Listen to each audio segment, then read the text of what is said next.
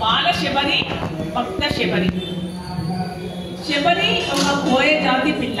మనం అనుకుంటూ ఉంటాం ఆ కులము ఈ కులము, ఆ కులం గొప్పవాళ్ళు ఈ కులం గొప్పవాళ్ళని. కులము కాదు గొప్ప, వారి మనస్సు, ఆ వ్యక్తి గొప్పవాడు, అంతేగాని కులంతో సంబంధం లేదు.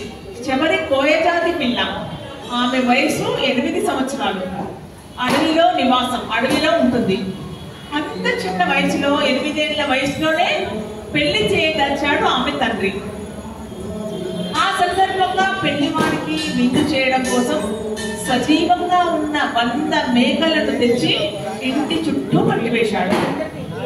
వాటిని చూసి శబరి తండ్రిని అడిగింది అనమాట, ఏంటి నాన్న ఈ చుట్టుముట్టు ఇంటి చుట్టూ 100 మేకలను కట్టేసి ఉంచారు, దేనికోసం అని అడిగింది. అప్పుడు తండ్రి చెప్తాడు అనమాట, రేపు నీకు పెళ్లి తల్లి, వచ్చే అతిథులకు విందు చేయడానికి ఈ మేకలు అని చెప్పిన తండ్రి మాటలు విని భయాందోళనకు గురైపోయింది శబరి. తమ సంతోషం కోసం, తమ ఆకలి తీర్చడం కోసం జీవహింస తగదని, వాటిని చంపవద్దన్న శబరి మాటలను చిన్నపిల్ల మాటలుగా జమకట్టాడు తండ్రి. అలా జమకట్టి ఆమెను లెక్క చేయకుండా అక్కడి నుంచి వెళ్ళిపోయాడు. రేపు తన పెళ్లి కోసం చావబోతున్న ఆ అమాయక జీవాలను చూస్తూ ఉంటే శబరి మనస్సు ద్రవించిపోయింది. ఏం చేస్తే ఈ మేకల ప్రాణాలు దక్కుతాయా అని ఆలోచనలో పడింది. నిద్ర పట్టడం లేదు, మేకలే కనిపిస్తున్నాయి, పడుకుంటే మేకలే కనిపిస్తున్నాయి. వాటిని చంపితే ఎంతో పాపం కదా తండ్రికి, అందరికీ కుటుంబం అంతా పాపం చుట్టుకుంటుంది, ఏం చేయాలి ఆమె అర్థం కాక ఆందోళనతో పడుకుంది. కానీ నిద్ర రావడం లేదు. అలా ఆలోచిస్తూ ఆలోచిస్తూ పెళ్లిగా ఎవరికంటా పడకుండా అర్ధరాత్రి లేచి ఇంటి నుండి వెళ్ళిపోయింది. అలా ఇల్లు వదిలి వెళ్ళిపోవడం వల్ల తన పెళ్లి జరగదు. తన పెళ్లి ఆగిపోయినందువల్ల 100 మేకల ప్రాణాలు నిలబడతాయని ఆలోచించింది. అలా ఆలోచించి అర్ధరాత్రి వెళ్ళిపోయింది. ఎంతో దూరం నడిచి నడిచి అలసిపోయింది. పూర్తిగా దాహంతో రసిపోయి గంగా తీరానికి వచ్చింది. వచ్చి అక్కడ గంగలో ఒక దోసెడు నీళ్లు తాగింది. అది ముని ఆశ్రమానికి దగ్గరగా ఉంటుంది అనమాట గంగా నది. ఆ విషయం శబరికి తెలియదు. అలసిపోయి చాలా కాళ్ళు ముందుకు సాగక నడవలేక ఆశ్రమం వాకిల్లోనే నిద్రపోయింది. సూర్యోదయానికి ముందే మళ్ళీ నిద్ర లేచింది. అప్పటి వారు సూర్యోదయానికి ముందే లేచేవారు కదా, ఇప్పటిలాగా 7-8కి నిద్ర లేస్తారు చాలా మంది. అంటే ఇప్పుడు కూడా కొంతమంది ఉదయమే లేచి కాలకృత్యాలు తీర్చుకునే వారు ఉన్నారు, కానీ ఆ కాలంలో మాత్రం చాలా వరకు అందరూ సూర్యోదయానికి ముందే లేచేవారు. అలా సూర్యోదయానికి ముందే లేచి ఇంతకు ముందు తాను నీళ్లు తాగిన గంగ వద్దకు వెళ్ళింది. అక్కడ వెళ్ళి స్నానం చేద్దామని ఆలోచించింది.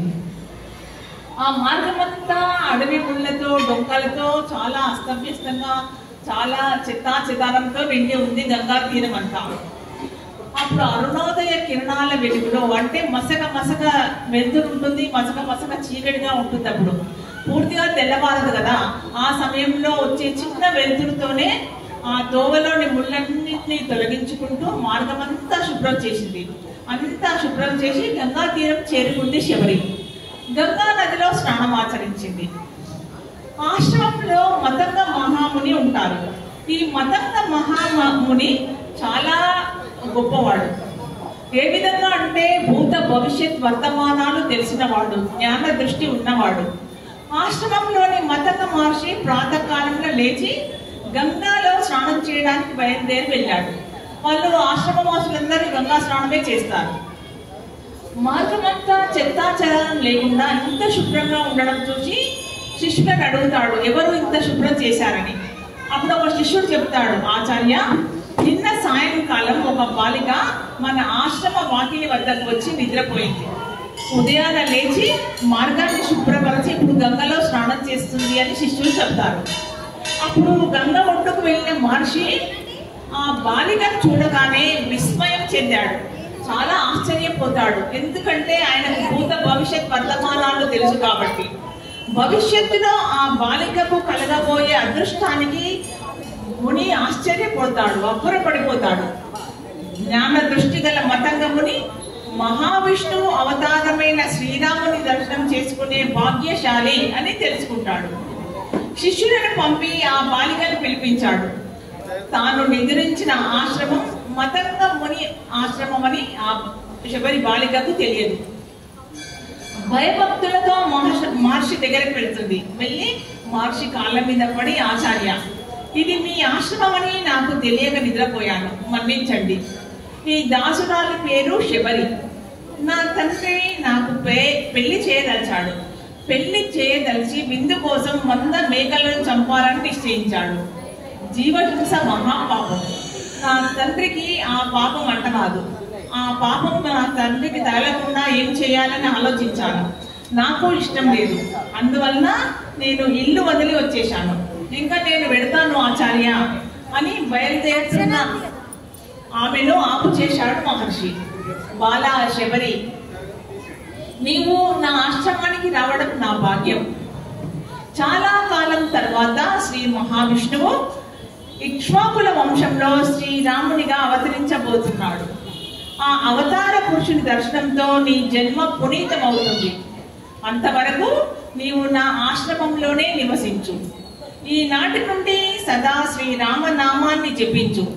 అవతార పురుషుడైన శ్రీరాముడే ఈ ఆశ్రమానికి తానుగా వచ్చి ఈ ఆశ్రమానికి విచ్చేసి నీకు దర్శన భాగ్యం కలిగిస్తాడు అని చెప్పాడు మహర్షి. అంటే మతంగ మహాముని ఎంత గొప్పవాడో చూడండి. శ్రీ మహావిష్ణువు రాబో కాలంలో జన్మిస్తాడు. ఆ పేరు కూడా, నామకరణం కూడా శ్రీరాముడని ముందే గ్రహించాడు. ఆ శ్రీరాముడు ఈ బాల శబరి, వృద్ధ శబరి అయ్యాక దర్శనమిస్తాడు. ఇది మొత్తం మతంగ మహాముని దివ్య దృష్టి ద్వారా చూసి కనుగొన్నాడు. అంటే ఆ తపస్సు ద్వారా వారికి అంత శక్తి అలవడుతుంది. ఆచార్యుడి దివ్య వాక్కులకు బాల శబరి పులకించిపోయింది. ముని పాదాలకు భక్తితో వందనం చేసింది. ఆనాటి నుండి శబరి ముని వాటికలోనే పరమ పవిత్రంగా శ్రీరామనామాన్నే జపిస్తూ శ్రీరాముని దర్శనానికై ఎదురు చూసింది.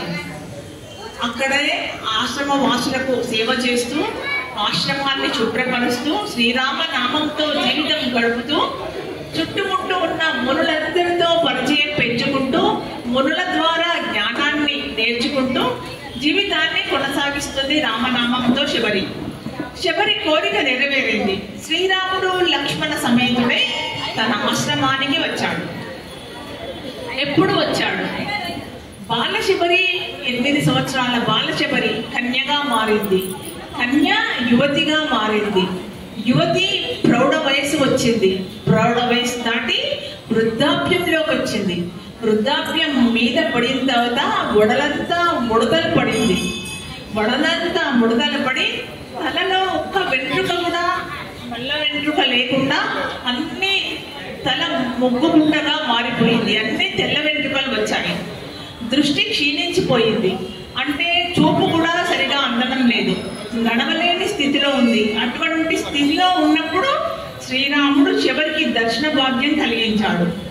ప్రేమతో, భక్తితో ఆమె రుచి చూసి పెట్టిన ఇంగిలి పనులను ఆరగించి భుజించి శబరిని ధన్యురాలిని చేశాడు.